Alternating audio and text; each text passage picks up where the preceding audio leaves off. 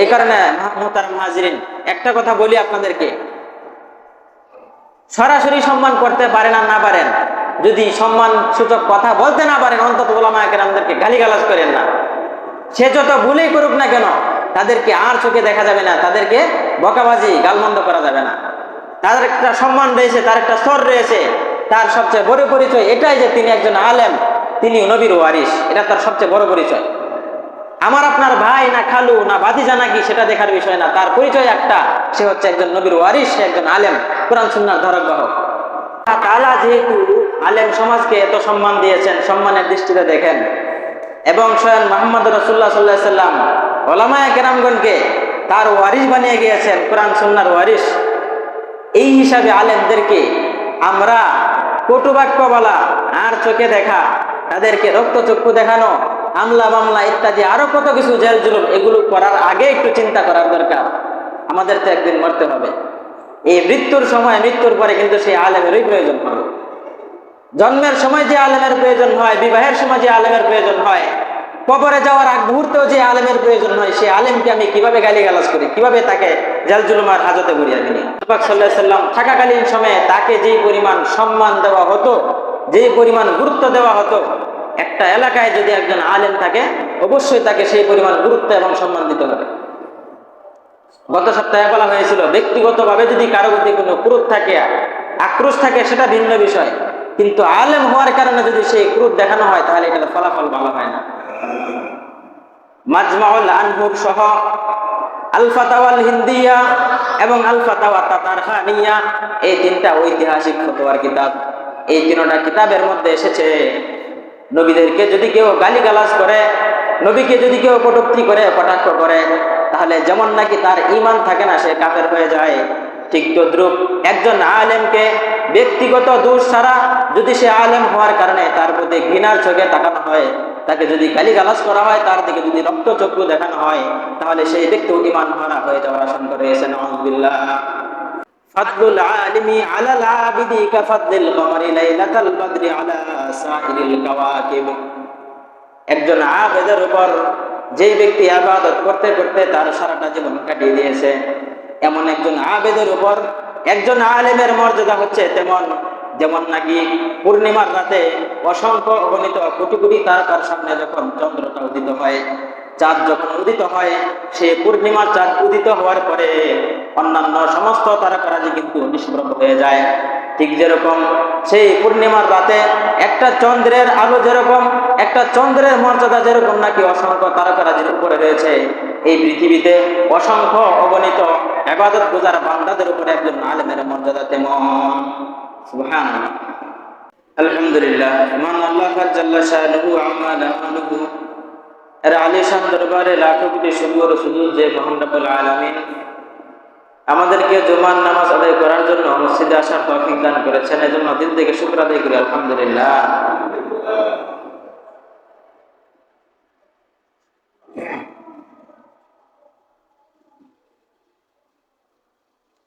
এই পৃথিবীতে যুগে যুগে মানব সমাজ এবং রাষ্ট্র থেকে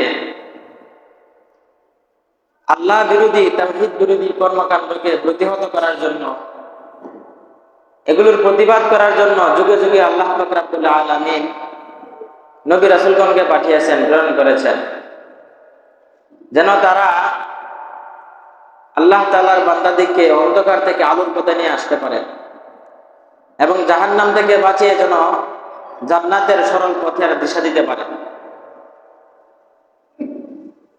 এরই ধারাবাহিকতায় সর্বশেষ আমাদের প্রিয় নবী, আপনাদের প্রিয় নবী মুহাম্মদুর রাসূলুল্লাহ সাল্লাল্লাহু আলাইহি ওয়াসাল্লামকে এই পৃথিবীতে প্রেরণের মাধ্যমে আল্লাহ তাআলা তার দ্বীন হানিফকে পরিপূর্ণতা দান করেছেন এবং তাকে শেষ নবী হিসেবে পাঠিয়েছেন, যেন তিনি সকল উম্মতকে জান্নাতবাসী করে দিয়ে যেতে পারেন। সুবহানাল্লাহ। কিন্তু মহামানব এই শ্রেষ্ঠ নবী মুহাম্মদ রাসূলুল্লাহ সাল্লাল্লাহু আলাইহি ওয়াসাল্লাম, তিনি একজন মানুষ ছিলেন, আর মানুষ ছিলেন বলেই তার চলে যেতে হয়েছে দুনিয়া ছেড়ে। তার ইন্তেকালের পর তার এই দায়িত্ব বহন করে সাহাবায়ে কেরাম। সাহাবায়ে কেরামদের পর তাবেঈন, তারপর তাবেঈন, এভাবে চলে আসছে ধারাবাহিকতা। এবং এই যে গুরু দায়িত্ব, নববী দায়িত্ব, ইলমে ওয়াহী, কোরআন এবং হাদিসের জ্ঞান প্রচার প্রসারের জন্য যাদেরকে আল্লাহ রাসূল সাল্লাল্লাহু আলাইহি সাল্লাম নায়েব বানিয়ে গিয়েছেন, তাদের ওয়ারিস বানিয়ে গিয়েছেন এই ইলমে দ্বীনকে প্রচার প্রসারের জন্য এবং উম্মতকে অন্ধকারের পথ থেকে আলোর পথে নিয়ে আসার জন্য যাদেরকে দায়িত্ব দিয়ে গিয়েছেন, তারা হচ্ছে উলামায়ে কেরাম। তারা হচ্ছে জাতির আলেমগণ। উলামায়ে কেরাম হচ্ছে জাতির রাহবার। জান্নাতে কিভাবে মানুষদেরকে নিয়ে যাবে সেই পথটা এখন একমাত্র তাদের কাছেই রয়েছে। এই কথাটা আমাদের মুখের কথা নয়, কোনো ব্যক্তিগত হবে কোনো আলেমের কথাও নয়, এই কথাটা স্বয়ং নবী সাল্লাল্লাহু আলাইহি সাল্লাম নিজে বলে গিয়েছেন। হাদিসের মধ্যে নবীজি বলেন, قال النبي صلى الله عليه وسلم إن العلماء ورثة الأنبياء وإن الأنبياء لم يورثوا دينارا ولا درهما وإنما ورثوا العلم। আল্লাহর নবী বলেন, উলামায়ে কেরামদেরকে আমি, উলামায়ে কেরামগণ হচ্ছে সমস্ত নবীগণের ওয়ারিস। আর নবীগণ উলামায়ে কেরামদেরকে, উলামায়ে কেরামগণকে টাকা পয়সা অর্থ সম্পদের ওয়ারিস বানিয়ে যান নাই, বরং নবীগণ উলামায়ে কেরামদেরকে উত্তরাধিকারী বানিয়ে দিয়েছেন হাদিসের ইলম বহন করার জন্য। এই হাদিস থেকে বুঝে আসে হুজুর পাক সাল্লাল্লাহু আলাইহি সাল্লাম যদিও আমাদের মধ্যে নাই, 1000 বছর আগে তিনি চলে গেছেন আমাদের কাছ থেকে, কিন্তু এই নববী দায়িত্ব কিভাবে পালন করবে, কারা পালন করবে এবং কোরআন হাদিসের জ্ঞান কারা চর্চা করবে, কারা উম্মতে মুসলিমার মধ্যে প্রচার প্রসার ঘটাবে, সেই সমাধানটাও আল্লাহ নবী দিয়ে গিয়েছেন। এখান থেকে বুঝে আসে উলামায়ে কেরামের কি মর্যাদা। শুধু এতটুকুই সীমাবদ্ধ নয়, আল্লাহ পাক রব্বুল আলামিন উলামায়ে কেরামদের শানে কোরআনের অসংখ্য আয়াত নাযিল করে দিয়েছেন। যে আয়াতটা সবচেয়ে প্রসিদ্ধ, অনেকেই শুনেছি আমরা। আল্লাহ তাআলা কোরআনে বলেন, ইন্নামা ইয়াখশাল্লাহা মিন ইবাদিহিল উলামা। আল্লাহ বলেন, আল্লাহ তাআলাকে ভয় করার মতো ভয় করে একমাত্র উলামায়ে কেরাম। এই আয়াতের তাফসীর করতে গিয়ে মুফাসসিরিনে কেরামগণ বিভিন্ন ধরনের তাফসীর করেছেন। তাফসীরে কুরতুবীতে এসেছে, আল্লামা কুরতুবী রাহমাতুল্লাহি আলাইহি বলেন, ইন্নামা ইয়াখশাল্লাহা মিন ইবাদিহিল উলামা। আল্লাহ তাআলাকে ভয় করে একমাত্র আলেমগণ। এই আয়াতের ব্যাখ্যা করতে গিয়ে তাফসীরে কুরতুবীতে লেখা হয়েছে যে এই পৃথিবীতে সমস্ত মানুষদের মধ্যে আল্লাহ তাআলা সম্মান দান করেন একমাত্র উলামায়ে কেরামদেরকে। সুবহানাল্লাহ। এখান থেকে বুঝে আসে, তাফসীরে কুরতুবীতে এসেছে, আল্লাহ তাআলাকে উলামায়ে কেরামগণ সবচেয়ে ভয় করে, এর মানে হচ্ছে আল্লাহ তাআলা সবচেয়ে সম্মান দান করেন আলেমদেরকে। আলেমদেরকে আল্লাহ তাআলা সম্মানিত করেছেন। এখান থেকে এটা বুঝে আসে। শুধু এতটুকুতে সীমাবদ্ধ নয়, আল্লাহ নবী তার অসংখ্য হাদিসের মধ্যে উলামায়ে কেরামদের ব্যাপারে, উলামায়ে কেরামগণ যে জাতির রাহবার হবেন, উম্মতে মুসলিমাকে যে জান্নাতে নিয়ে যাবেন, এই কথার অসংখ্য অগণিত শাওয়াহিদ এবং প্রমাণ পাওয়া যায় হাদিসের মধ্যে। আরেক হাদিসের মধ্যে আল্লাহ নবী বলেন, ফাদলুল আলিমি আলাল আবিদি কাফাদলিল কমারি লাইলাতাল বদরি আলা সাইরিল কাওয়াকিব। একজন আবেদের উপর, যেই ব্যক্তি ইবাদত করতে করতে তার সারাটা জীবন কাটিয়ে দিয়েছে, এমন একজন আবেদের উপর একজন আলেমের মর্যাদা হচ্ছে যেমন নাকি পূর্ণিমার রাতে অসংখ্য অগণিত কোটি কোটি তারকার সামনে যখন চন্দ্রটা উদিত হয়, চাঁদ যখন উদিত হয়, সেই পূর্ণিমার চাঁদ উদিত হওয়ার পরে অন্যান্য সমস্ত তারকারাজি কিন্তু নিষ্প্রভ হয়ে যায়। ঠিক যেরকম সেই পূর্ণিমার রাতে একটা চন্দ্রের আলো যেরকম, একটা চন্দ্রের মর্যাদা যেরকম নাকি অসংখ্য তারকারাজির উপরে রয়েছে, এই পৃথিবীতে অসংখ্য অগণিত ইবাদত গুজার বান্দাদের উপরে একজন আলেমের মর্যাদা তেমন। সুবহানাল্লাহ। এই সমস্ত হাদিস থেকে বুঝে আসে উলামায়ে কেরামগণ কতটুকু মর্যাদার অধিকারী রাখেন, কি পরিমাণ সম্মান পাওয়ার যোগ্যতা। আরেক হাদিসের মধ্যে আল্লাহ নবী বলেন, একবার সাহাবায়ে কেরামদেরকে নিয়ে আল্লাহ নবী সামনে বসা আছেন, বিভিন্ন বিষয়ে আলোচনা করতেছেন। হঠাৎ এক পর্যায়ে আল্লাহ নবী সাহাবীদেরকে উদ্দেশ্য করে বলেন, ফাদলুল আলিমি আলাল আবিদি কাফাদলি আলা আদনাকুম। আপনারা বলেন তো, আমার নবী, আপনার নবী, প্রিয় নবী মুহাম্মদুর রাসূলুল্লাহ সাল্লাল্লাহু আলাইহি ওয়াসাল্লামের মর্যাদা সাহাবীদের চেয়ে কম না বেশি? সাহাবীদের চেয়ে কম না বেশি? অনেক বেশি। তো সাহাবায়ে কেরামদের চেয়ে বেশি মর্যাদা বেশি আমাদের প্রিয় নবী মুহাম্মদ রাসূলুল্লাহ সাল্লাল্লাহু আলাইহি ওয়াসাল্লামের। শুধু এতটুকুই নয়, বরং সমস্ত নবীদের চেয়েও বেশি মর্যাদা আমাদের প্রিয় নবী মুহাম্মদ রাসূলুল্লাহ সাল্লাল্লাহু আলাইহি ওয়াসাল্লামের। যেমনটার প্রমাণ পাওয়া গেছে সেই মেরাজের সময়টাতে। মেরাজের রাত্রে কিন্তু আমাদের প্রিয় নবী মুহাম্মদ রাসূলুল্লাহ সাল্লাল্লাহু আলাইহি ওয়াসাল্লামের পিছনে ওনার ইমামতিতে সকল নবীগণ নামাজ পড়েছেন। এখান থেকে বোঝা আসে আমাদের নবী কি পরিমাণ মর্যাদাশীল, কি পরিমাণ শ্রেষ্ঠ এবং আফদল। তো নবী করিম সাল্লাল্লাহু আলাইহি ওয়াসাল্লাম তিনি যে সাহাবীদের চেয়ে বেশি মর্যাদার অধিকারী হবেন, এটা তো বলা বাহুল্য, এটা বলার কোনো অপেক্ষা রাখে না। তারপরেও নবীজি বলতেছেন, ফাদলুল আলিমি আলাল আবিদি, আবেদের উপর, ইবাদতকারীর উপর একজন আলেমের মর্যাদা কাফাদলি আলা আদনাকুম, তোমাদের সাহাবীদের মধ্যে সবচেয়ে নিম্ন স্তরের যে সাহাবী রয়েছে, সবচেয়ে ছোট যে সাহাবী, তার উপরেও আমি নবীর যে মর্যাদা, এই পরিমাণ মর্যাদা রয়েছে একজন আলেমের। সুবহানাল্লাহ। তো এই সমস্ত অসংখ্য হাদিস আর আয়াতের মাধ্যমে এটাই প্রমাণিত হয় যে এই নবীর অনুপস্থিতিতে, আমাদের প্রিয় নবী মুহাম্মদ রাসূলুল্লাহ সাল্লাল্লাহু আলাইহি ওয়াসাল্লামের অনুপস্থিতিতে এই গুরুদায়িত্ব পালন করবে একমাত্র উলামায়ে কেরাম। সুতরাং হুজুর পাক সাল্লাল্লাহু আলাইহি ওয়াসাল্লাম থাকাকালীন সময়ে তাকে যেই পরিমাণ সম্মান দেওয়া হতো, যেই পরিমাণ গুরুত্ব দেওয়া হতো, একটা এলাকায় যদি একজন আলেম থাকে অবশ্যই তাকে সেই পরিমাণ গুরুত্ব এবং সম্মান দিতে হবে। গত সপ্তাহে বলা হয়েছিল, ব্যক্তিগতভাবে যদি কারো প্রতি কোনো ক্রোধ থাকে, আক্রোশ থাকে, সেটা ভিন্ন বিষয়, কিন্তু আলেম হওয়ার কারণে যদি সেই ক্রোধ দেখানো হয় তাহলে এটার ফলাফল ভালো হয় না। মাজমাউল আনহুর সহ আল ফাতাওয়াল হিন্দিয়া এবং আল ফাতাওয়া তাতারখানিয়া, এই তিনটা ঐতিহাসিক ফতোয়ার কিতাব।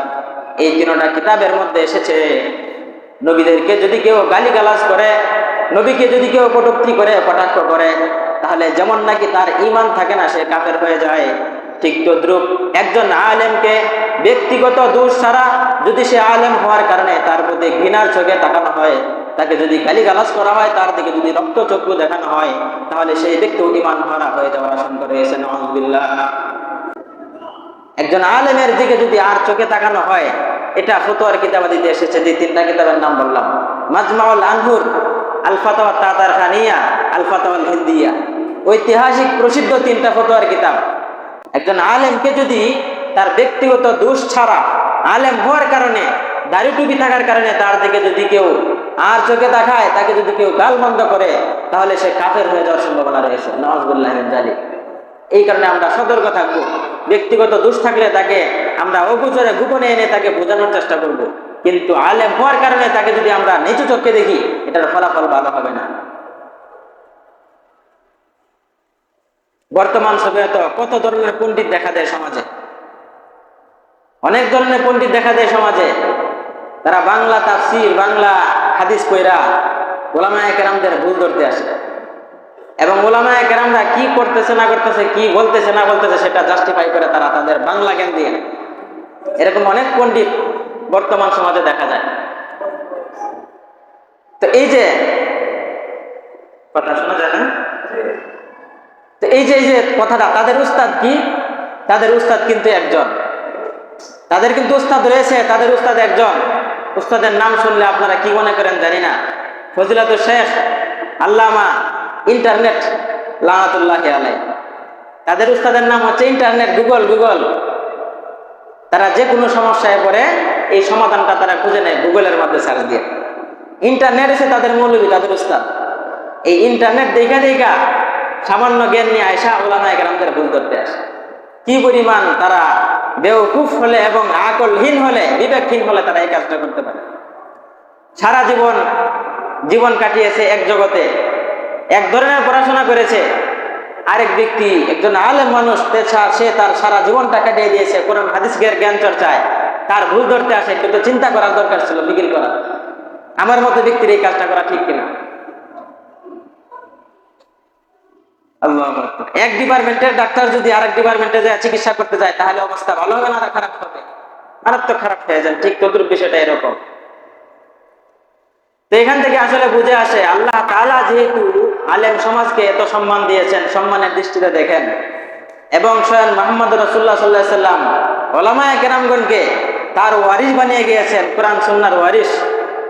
এই হিসাবে আলেমদেরকে আমরা কটু বাক্য বলা, আর চোখে দেখা, তাদেরকে রক্তচক্ষু দেখানো, হামলা মামলা ইত্যাদি আরো কত কিছু জেল জুলুম, এগুলো করার আগে একটু চিন্তা করার দরকার। আমাদের তো একদিন মরতে হবে। এই মৃত্যুর সময়, মৃত্যুর পরে কিন্তু সেই আলেমেরই প্রয়োজন হবে। জন্মের সময় যে আলেমের প্রয়োজন হয়, বিবাহের সময় যে আলেমের প্রয়োজন হয়, কবরে যাওয়ার আগ মুহূর্তেও যে আলেমের প্রয়োজন হয়, সেই আলেমকে আমি কিভাবে গালিগালাজ করি, কিভাবে তাকে জেল জুলুমার হাজতে ভরিয়ে দিই, একটু ফিকির করার দরকার। কি পরিমাণ বিবেক শূন্য হলে মানুষ এই ধরনের কাজ করতে পারে। ওলামায়ে কেরামদের শান বর্ণনা করতে গিয়ে আল্লাহ নবী আরেক হাদিসের মধ্যে বলেন, স্বয়ং আল্লাহ পাক রব্বুল আলামিন এবং সমস্ত ফেরেশতাগণ এবং আসমান ও জমিনবাসী, জমিনের সমস্ত অধিবাসীরা ওলামায়ে কেরামদের জন্য রহমতের দোয়া করতে থাকে।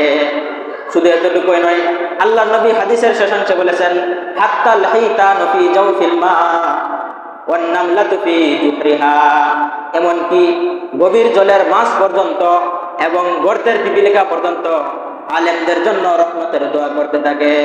সুবহানাল্লাহ। গর্তের পিপিলিকা পর্যন্ত আলেমদের জন্য দোয়া করে রহমতের, আর পানির নিচের মাছ পর্যন্ত আলেমদের জন্য রহমতের দোয়া করে। তারা আলেমকে চিনতে পারে, কিন্তু দুঃখ আর আফসোসের বিষয়ে মানুষ তাদেরকে চিনতে পারে না, মানুষ হয়ে। তো এখান থেকে বুঝে আসলে আলেমদের কি পরিমাণ মর্যাদা। নবী যেহেতু নাই, নবীর অবর্তমানে এই দায়িত্ব পালন করতেছে ওলামায়ে কেরাম নিঃসন্দেহে, সুতরাং নবীদের আসনেই তাদেরকে রাখতে হবে। এ কথা বলা হচ্ছে না তাদেরকে নবী মানতে হবে, বরং নবীদের আসনে তাদেরকে রাখতে হবে। আল্লাহ না করুক, আজকে যারা সমাজের দায়িত্বশীল রয়েছে তারা যদি চলে যায়, তাহলে তাদের অবর্তমানে অবশ্যই তাদের প্রতিনিধিকেও নিযুক্ত হবে। তাদের প্রতিনিধি নিযুক্ত হওয়ার পরে তাদেরকে তাদের মতোই মানতে হবে, আগের প্রতিনিধিদের মতোই, লোকদের মতনই। ঠিক তদ্রুপ ওলামায়ে কেরাম যেহেতু সমাজে আছেন, নবীদের অবর্তমানে তারাই হচ্ছে নবীদের ওয়ারিস, তারাই কোরআন সুন্নাহর ধারকবাহক, এবং তাদেরকে আমাদেরকে যথাযোগ্য সম্মান এবং শ্রদ্ধা তাদেরকে করতে হবে, নয়তো আমাদের ভাগ্যে ভালো কিছু আশা করা যায় না। ওলামায়ে কেরামদেরকে যদি এত সম্মান আল্লাহ পাক রব্বুল আলামিন দিতে পারেন এবং স্বয়ং নবী করিম সাল্লাল্লাহু আলাইহি সাল্লাম দিতে পারেন, তাহলে আমরা মানুষ হয়ে কেন তাদেরকে চিনব না?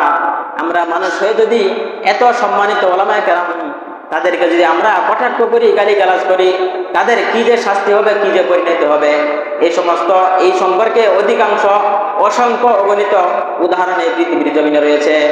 আমরা জানি ইমাম বুখারী রাহমাতুল্লাহি আলাইহি ঐতিহাসিক হাদিসের গ্রন্থ বুখারী শরীফের প্রণেতা, যিনি গ্রন্থ লেখক হযরত ইমাম মুহাম্মদ ইবনে ইসমাইল বুখারী রাহমাতুল্লাহি আলাইহি, তিনি বুখারার অধিবাসী ছিলেন। তার হাদিসের দরসে 90,000-এর উপরে ছাত্ররা অংশগ্রহণ করত হাদিস গ্রহণ করার জন্য। এই যে এত ছাত্র তার হাদিসের দরসে অংশগ্রহণ করত, এটা দেখে হিংসুকরা তারা তেলে বেগুনে জ্বলে ওঠে।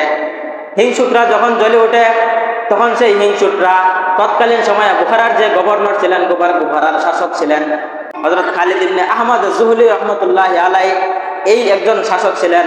তার কাছে গিয়ে তৎকালীন সময়ে যে সমস্ত হিংসুক আলেম ছিল, তারা গিয়ে তার ব্যাপারে কটাক্ষ করে, উল্টাপাল্টা মন্তব্য করে, এবং তৎকালীন শাসককে বলে, ইমাম বুখারী রাহমাতুল্লাহি আলাইহি যেহেতু এত ছাত্রকে পড়াশোনা করায়, সুতরাং তার কাছে আপনি আবেদন করেন আপনার সন্তান সন্ততিকে যেন তিনি হাদিসের দরস দান করে। এই কথা বলার পরে সেই তৎকালীন সময়ের শাসক ইমাম বুখারী রাহমাতুল্লাহি আলাইহিকে কাছে ডেকে এনে বলেন, হে বুখারী, হে মুহাম্মদ ইবনে ইসমাইল বুখারী, আজ থেকে তুমি একটা সময় নির্ধারণ করে আমার সন্তানাদিদেরকে তুমি আমার শাহী মহলে এসে তাদেরকে তুমি হাদিসের দরস দিবা। ইমাম বুখারী রাহমাতুল্লাহি আলাইহি তার এই দাবিকে প্রত্যাখ্যান করে এমন একটা এমন একটা উত্তর দিয়েছিলেন, যে উত্তরটা আজ পর্যন্ত উলামায়ে কেরামদের জন্য এবং উম্মতে মুসলিমার জন্য একটা ইতিহাস হয়ে রয়ে গিয়েছে। ইমাম বুখারী রাহমাতুল্লাহি আলাইহি সেই শাসককে তিনি বলেছিলেন, তিনি জবাব দিয়েছিলেন, প্রতিউত্তর দিয়েছিলেন, ইন্নী লা উযিল্লুল ইলমা ওয়া লা আহমিলুহু ইলা বাবিল উমারা। এই যে কোরআন হাদিসের এলেম রয়েছে, এই হাদিসের সম্মান অনেক বেশি, অনেক বেশি। আপনি গভর্নর হতে পারেন, শাসক হতে পারেন, আমি একজন আলেম হতে পারি, কিন্তু আমাদের জীবনের চেয়েও বেশি মূল্য সেই কোরআন এবং হাদিসের এলেমের। সুতরাং লা উজিল্লুল ইলমা, আমি এই কোরআন হাদিসের এলেমকে আমি অপমানিত, লাঞ্ছিত করতে পারবো না। এই কোরআন এবং হাদিসের এলেমকে আমি ভুলণ্ঠিত করতে পারবো না। ওয়ালা আহমিলহু ইলা বাবিল উমারা, এবং আমি এই কোরআন হাদিসের এলেম নিয়ে আমি গভর্নর এবং শাসক এবং আমির উমারাদের দরজায় দরজায় গিয়ে আমি এটার টিউশনি করতে পারবো না। বুখারী রহমতুল্লাহ আলাইহি বলেছিলেন, এই কোরআন হাদিসের এলেম, এটার অসম্মান আমি বুখারী রহমতুল্লাহ আলাইহি করতে পারবো না। তিনি যদি তখন এই জবাবটা না দিতেন, তিনি যদি তার কথায় সম্মতি দিয়ে তিনি যদি গিয়ে শাহী মহলে গিয়ে তার সন্তানদেরকে পড়াতেন, তাহলে আজকে আমাদের উলামায়ে কেরামরা এই কোরআন সুন্নাহর জ্ঞান নিয়ে মাথা উঁচু করে দাঁড়াতে পারতো না আজকে। বরং তিনি তার জীবনকে বিসর্জন দিয়ে হলেও তিনি তার এই কথাকে তিনি বাস্তবায়ন করে ছেড়েছিলেন। এই জবাবটা শোনার পরে তৎকালীন সময়ের যে গভর্নর ছিল বুখারার, সেই বুখারার শাসক পরামর্শ কইরা তাকে দেশ থেকে বিতাড়িত করে দেয়। তাকে বুখারী রহমতুল্লাহ আলাইহিকে তার নিজ এলাকা বুখারা থেকে বিতাড়িত করে দেয়, দেশ থেকে বের করে দেয়, বহিষ্কার করে দেয়। নাম কিন্তু বুখারী রহমতুল্লাহ আলাইহি, ইমাম বুখারী, কিতাবের নাম হচ্ছে সহিহুল বুখারী। এই নামটা কেন দেওয়া হয়েছে? কারণ তার বাড়ি ছিল বুখারা নামক এলাকায়, কিন্তু সেই বুখারা নামক এলাকা থেকে তাকে বের করে দেওয়া হয়েছে শুধু এই কারণে যে তিনি কোরআন হাদিসের এলেমকে সেই বাদশার দরবারে গিয়ে তার সন্তানদেরকে শিক্ষা দেন। তো তিনি যখন তার এলাকা ছেড়ে চলে যান, এলাকা থেকে বের হয়ে তিনি কান্নাকাটি করে তিনি অত্যন্ত ব্যতিতরদী আল্লাহ পাক রব্বুল আলামিনের কাছে বদদোয়া করেন, হে আল্লাহ, আজকে আমি নবীর এই হাদিসের নগণ্য খাদেমকে যেভাবে অপমানিত করে, লাঞ্ছিত করে এই এলাকা থেকে বের করে দেওয়া হয়েছে, শুধুমাত্র কোরআন সুন্নাহর আদর্শকে, কোরআন সুন্নাহর এলেমের সম্মান রক্ষা করার জন্য যাকে নাকি এই নিজস্ব এলাকা থেকে বের করে দেওয়া হয়েছে, আপনি তাদেরকেও এবং তাদের সাথী সঙ্গীদেরকে এরকম অপমানিত আর লাঞ্ছিত করে বের করেন। নাউজুবিল্লাহি মিন যালিক। এই দোয়াটা করতে দেরি হয়েছে, বিদ্যুৎ গতিতে আল্লাহ তাআলা দোয়াটাকে কবুল করে নিয়েছেন, সুবহানাল্লাহ। এবং এর ফলশ্রুতিতে কি হলো, 1 মাস যেতে না যেতেই সেই যে বাদশাহ ছিল বুখারার, সমরকন্দ, বুখারার যে শাসক ছিল, গভর্নর খালিদ ইবনে আহমদ জুহাইলি, তাকে যে কোনো একটা কারণে, একটা সমস্যাগত কারণে তৎকালীন সময়ের যে খলিফাতুল মুসলিমিন ছিলেন, তিনি তাকে পদচ্যুত কইরা তার মুখে চুনকালি মেখে গাধার উপরে চড়াইয়া পুরা এলাকা তিনি ঘুরাইছেন। নাউজুবিল্লাহি মিন যালিক। কি পরিমাণ শাস্তি সে নগদে পেয়ে গেছে। শুধু এতটুকুই সীমাবদ্ধ রাখা হয় নাই, তাকে পুরা এলাকা মুখে চুনকালি মাইকা ঘুরাইয়া আবার জেলের মধ্যে আইনা বন্দি করে রাখছে, এবং সেই জেলের মধ্যে সে পয়সা গইলা খুব লাঞ্ছিত করে এবং অপমানিত করা অবস্থায় সেখানে মৃত্যুবরণ করেছে। নাউজুবিল্লাহি মিন যালিক। এই তো ছিল আলেমদেরকে অসম্মানী করার এবং আলেমদেরকে আর চোখে দেখার পরিণতি। তার যে সমস্ত সাথী সঙ্গী যারা ছিল তখনকার সময়ে, যারা নাকি তাকে সমর্থন করেছিল, এই সমস্ত সাথীবর্গ আর আমির উমারাদের পরিস্থিতিটাও এরকমই হয়েছিল। ইতিহাসবিদগণ ইতিহাসের মধ্যে লেখেন তার সাথীদেরও পরিস্থিতি এরকমই হয়েছিল। কিছুদিন যেতে না যেতেই বিভিন্ন মহামারী আর বিভিন্ন রোগ বালাই, আযাব গজবের মাধ্যমে তারা মৃত্যুবরণ করে খুব লাঞ্ছিতকর অবস্থায়। এই কারণে মুহতারাম হাজিরিন, একটা কথা বলি আপনাদেরকে, সরাসরি সম্মান করতে পারেন আর না পারেন, যদি সম্মান সূচক কথা বলতে না পারেন, অন্তত উলামায়ে কেরামদেরকে গালিগালাজ করেন না। সে যত ভুলেই করুক না কেন, তাদেরকে আর চোখে দেখা যাবে না, তাদেরকে বকাবাজি গালমন্দ করা যাবে না। তাদের একটা সম্মান রয়েছে, তার একটা স্তর রয়েছে, তার সবচেয়ে বড় পরিচয় এটাই যে তিনি একজন আলেম, তিনি নবীর ওয়ারিস। এটা তার সবচেয়ে বড় পরিচয়। আমার আপনার ভাই না খালু না ভাতিজা নাকি সেটা দেখার বিষয় না, তার পরিচয় একটা, সে হচ্ছে একজন নবীর ওয়ারিস, সে একজন আলেম, কোরআন সুন্নাহর ধারক বাহক। আমাদের উস্তাজুল আসাদিজা আল্লামা হাসান জামিল দামাত বারকাতুহুম, আল্লাহ তাআলা ওনার হায়াতে বরকত দান করুন, উনি একটি ঘটনা বর্ণনা করেছেন। দেখবেন উলামায়ে কেরামদের নাম শুনলে, উলামায়ে কেরামদেরকে দেখলেই কিছু লোক আছে এরকম সমাজে থাকে যাদের গায়ের মধ্যে একদম কেমন যেন গরম পানি ঢেলে দেওয়া হয়, তাদের চুলকানি শুরু হয়ে যায় উলামায়ে কেরামদেরকে দেখলে, আলেমদেরকে দেখলে তাদের এরকম অবস্থা শুরু হয়। তো এরকমই একজন লোক ছিল এক এলাকার মধ্যে, সে আলেমদেরকে দেখতে পারতো না, পদে পদে আলেমদেরকে ভুল ধরার চেষ্টা করতো। ওই যে বাংলা হাদিস, বাংলা কোরআন, বাংলা তাফসীর বইরা উলামায়ে কেরামদেরকে ভুল ধরতে যেত সে। তো এক রাত্রে, সে তো মনে করেন কোনো আলেমের পিছনে নামাজও পড়তো না, সে মনে করতো যে আমি কারো পিছে নামাজ, আমাকে নামাজ পড়ানোর মতো যোগ্যতা কোনো ইমামের নাই, এরকম কোনো ইমাম এই এলাকার মধ্যে নাই, এরকমটা সে মনে করতো সেই লোকটা। একদিন সেই লোক স্বপ্নে দেখে যে সে নিজে সামনে দাঁড়ানো আর এলাকার যে আলেম যারা রয়েছে তারা তার পিছনে দাঁড়ানো কাতার দুইরা। তার মানে সে হচ্ছে ইমাম আর উলামায়ে কেরামরা হচ্ছে মুক্তাদি। সে স্বপ্নের মধ্যে দেখছে সে হচ্ছে উলামায়ে কেরামদের সামনে দাঁড়িয়ে আছে আর বাকিরা আলেমরা পিছনে দাঁড়িয়ে আছে কাতার দুইরা। এই স্বপ্ন দেখে তো সে তো আরো একদম সব আনন্দে বাকবাকুল, আনন্দে আত্মহারা। সে ঘুম থেকে ওইটা তার সন্তানকে বলতেছে, বাবা আমি তো আজকে একটা সুন্দর স্বপ্ন দেখেছি, তোমাদের যে এলাকার সবচেয়ে বড় আলেম রয়েছে অমুক আলেম, তার কাছে গিয়ে স্বপ্নের ব্যাখ্যাটা জানবা, ব্যাখ্যাটা কি। অবশ্যই স্বপ্নের ব্যাখ্যাটা অনেক ভালো হবে, কারণ আমি দেখছি আমি সামনে দাঁড়ানো আর বাকি সমস্ত ইমাম ওলামা যারা রয়েছে তারা সব আমার পিছনে দাঁড়ানো আছে। তো ছেলে সেই সময়কার যে সবচেয়ে বড় আলেম ইমাম সাহেব তার কাছে গিয়ে তার বাবার স্বপ্নের কথা বলল যে আমার বাবা তো এরকম একটা স্বপ্ন দেখেছে। তখন সেই আলেম স্বপ্নের ব্যাখ্যা দিয়ে দিয়েছে, তোমার বাবাকে যা বলবা তোমার বাবা আর বেশি দিন দুনিয়াতে বাঁচবে না, তোমার বাবার হায়াত ফুরিয়ে গিয়েছে, বেশি দিন আর দুনিয়াতে টিকবে না। এই কথা শোনার পরে ছেলে তো পাগল পাড়া হয়ে গেছে, একদম মাতালের মতো হয়ে গেছে। এই কি বলে, আমার বাবা কি স্বপ্ন দেখলো আর কি ব্যাখ্যা দিল। আচ্ছা ঠিক আছে আপনি দাঁড়ান, আমি বাবাকে বলে আসি। সে বাড়িতে যাচ্ছে স্বপ্নের ব্যাখ্যাটা বলার জন্য। বাড়িতে যাওয়ার আগেই, ঢুকার আগেই শুনে বাড়ি থেকে কান্নাকাটির আওয়াজ। বাড়িতে এখনো স্বপ্নের ব্যাখ্যাটা নিয়ে প্রবেশ করতে পারে নাই, বাড়িতে ঢুকার আগেই বাড়ি থেকে কান্নাকাটির আওয়াজ শুনতেছে। বাড়িতে ঢুকাতে থেকে তার আব্বা ইন্তেকাল করেছে। স্বপ্নের ব্যাখ্যাটা কাছে নিয়ে শোনাইতে পারে নাই, শোনানোর আগেই এই স্বপ্নের ব্যাখ্যাটা প্রতিফলন ঘটে গেছে। তখন সেই ছেলেটা আবার ফিরে আসছে সেই হুজুরের কাছে, আয়েশা বলতেছে, হুজুর আমার আব্বা যে স্বপ্নটা দেখলো এই স্বপ্নের ব্যাখ্যাটা এরকম কেন হলো? একজন যদি ইমামতি করতে দেখে তাহলে তো এটার ব্যাখ্যা এরকম হওয়ার কথা যে তার সম্মান বৃদ্ধি পাবে, সমাজের মধ্যে তার সম্মান বাড়বে, কিন্তু এখানে উল্টা ব্যাখ্যা কেন হলো? তখন হুজুর এটা ব্যাখ্যা দিয়ে দিলেন, আসলে শোনো, উলামায়ে কেরাম পিছনে থাকে আর আম জনতা সাধারণ পাবলিক সামনে থাকে একটা নামাজের মধ্যেই, সেটা হচ্ছে জানাজার নামাজ। জানাজার নামাজের মধ্যে সামনে থাকে কে? সামনে থাকে মুর্দা আর পিছনে থাকে আলেম। এটার ব্যাখ্যা এটাই, এই কারণে এটার ব্যাখ্যা দেওয়া হয়েছে। তাই কি আমি কি ব্যাখ্যা ভুল দিয়েছি? তখন সেই ছেলে বললো, না আমি তো বাড়িতে যাওয়ার আগে আমার বাবা ইন্তেকাল করেছে, নাউজুবিল্লাহ মিন যালিক। তো আসলে এটা ঘটনা, এগুলো আল্লাহ তাআলা কিছু নজির পেশ করেন দুনিয়াতে, পৃথিবীতে সময়ে সময়ে কিছু নজির পেশ করেন, যেন জাতির রাহবার, উম্মতের যে রাহবার জান্নাতে নেওয়ার, যাদেরকে ছাড়া জান্নাতে যাওয়ার আশা করা যায় না, যারা নাকি নবীদের ওয়ারিস উত্তরাধিকার, কুরআন সুন্নাহর ধারক বাহক, তাদেরকে যেন আমরা যথোপযুক্ত সম্মান দান করি, শ্রদ্ধা করি। এই কারণে, এবং তাদেরকে অপমানিত করলে, তাদেরকে যদি গালমন্দ করা হয়, গালিগালাজ করা হয়, আর চোখে দেখা হয়, তাদেরকে যদি মারপিট করার চেষ্টা করা হয়, গায়ে আঘাত করার চেষ্টা করা, চিন্তা পরিকল্পনা করা হয়, তাহলে এর শাস্তি আর পরিণতি কি হতে পারে, এই কিছু প্রমাণ নজির আল্লাহ তাআলা দুনিয়াতে যুগে যুগে কিছু পেশ করে দেন। এই কারণে আপনাদের কাছে করজোরে আমার আবেদন থাকবে, কোন আলেম সে ব্যক্তিগতভাবে সে যদি বেআমলও হয়ে থাকে, তারপরেও তাকে, আপনি আমার মতো ব্যক্তি, তাকে অসম্মানী করার মতো আমাদের অধিকার রাখি না আমরা, তাদেরকে গালমন্দ করার মতো অধিকার আমাদের নাই। এটার ফলাফল ভালো হবে না।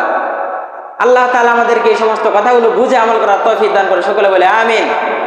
এবং আমরা বেশি বেশি যেন উলামায়ে কেরামদেরকে মুহাব্বত করতে পারি, সেই তৌফিক দান করুন। সর্বশেষ একটা হাদিস বলে আমি শেষ করে দিচ্ছি, 1 মিনিট। আল্লাহর নবী হাদিসের মধ্যে বলে গিয়েছেন, নাজাত যদি পেতে চাও, পরকালে মুক্তি যদি পেতে চাও, তাহলে 4টা রাস্তা তোমাদের রয়েছে, এর বাহিরে পঞ্চম কোনো রাস্তা অবলম্বন করতে যেও না। আল্লাহর নবী হাদিসের মধ্যে বলেন, আন আবি দারদা রাদিয়াল্লাহু তাআলা আনহু قال قال رسول الله صلى الله عليه وسلم উগদু আলিমান, প্রথম নাম্বার কথা, তুমি যদি মুক্তি পেতে চাও, জান্নাতে যেতে চাও, উগদু আলিমান, তাহলে তুমি আলেম হয়ে যাও।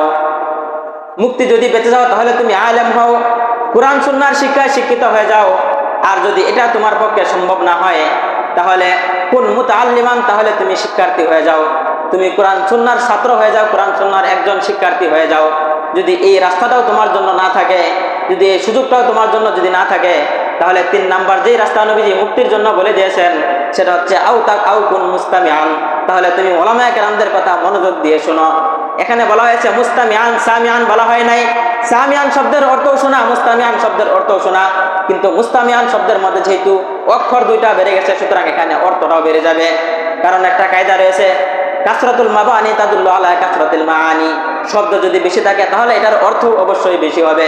সুতরাং আল্লাহ নবী বলে গেছেন আও মুস্তামিয়ান, যদি আলেম হতে না পারো, আলেমের যদি ছাত্র হতে না পারো, তাহলে তুমি আলেমদের কথা শোনো মনোযোগ দিয়া, আলেমদেরকে অনুসরণ করো। অথবা তোমার 4 নম্বর যে রাস্তা রয়েছে, তুমি যদি আলেমদের কথা শুনতেও না পারো, ফাকুন মুহিব্বান, তাহলে আলেমদেরকে মুহাব্বত করো। আলেমদেরকে যদি মুহাব্বত করতে না পারো, এই 4টা রাস্তার কোনো রাস্তায় যদি তোমার জীবনে তোমার পক্ষে যদি সম্ভব না হয়, তুমি যদি ব্যর্থ হয়ে পড়ো, ফাতাহলিক ওয়ালা তাকুনিল খামিসা, তাহলে তুমি 5 নাম্বার পথের কোনো অনুসন্ধান করিও না। ফাতাহলিক, আল্লাহ নবী বলতেছেন এই 4টা পথ যদি তুমি অবলম্বন না করো, তাহলে 5 নাম্বার ব্যক্তি হতে যেও না। 5 নাম্বার রাস্তা যদি অবলম্বন করতে যাও, ফাতাহলিক, তাহলে তুমি জাহান্নামী হয়ে যাবে। বলেন নাউযুবিল্লাহি মিন যালিক। তাহলে আমরা যাদের সুযোগ আছে চেষ্টা করব কোরআন সুন্নাহর ইলম অর্জন করার জন্য, আলেম হওয়ার জন্য।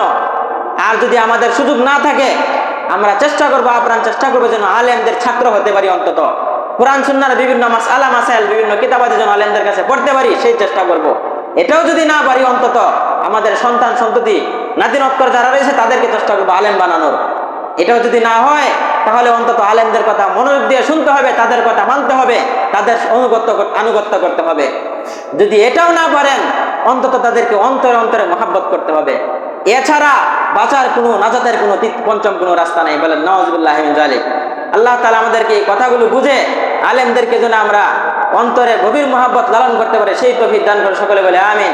ওয়া আখিরু দাওয়ানা আনিল হামদুলিল্লাহি রাব্বিল আলামিন ওয়া মা আলাইনা ইল্লাল বালাগ। যারা সুন্নাত করি নাই, যারা রাত কবুল জমা সুন্নাত আদায় করেনি।